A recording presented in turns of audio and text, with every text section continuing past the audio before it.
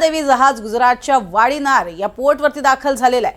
तर जहाजामध्ये तब्बल 46,000 metric ton gas आहे अशी देखील माहिती आहे। त्यामुळे सगळ्याच भारतीयांसाठी अतिशय महत्त्वाची बातमी आहे। नंदादेवी जहाज आज पोहोचतंय आणि अर्थातच याचा फायदा सध्या गॅस टंचाईमुळे भेडसावत असलेल्या या सगळ्या समस्यांवरती एक मोठा तोडगा म्हणावा लागेल। कारण हॉर्मोझ समुद्रधुनीतनं कच्चं तेल घेऊन नंदादेवी हे जहाज गुजरातच्या वाडीनार पोर्टवरती दाखलही झालेलं आहे आणि जहाजामध्ये 46,000 मेट्रिक टन गॅस आहे अशी ही माहिती आहे। त्यामुळे सर्वसामान्यांसाठी आणि अर्थातच भारतातील सर्वसामान्य नागरिक हे मेटाकुटीला आलेले होते।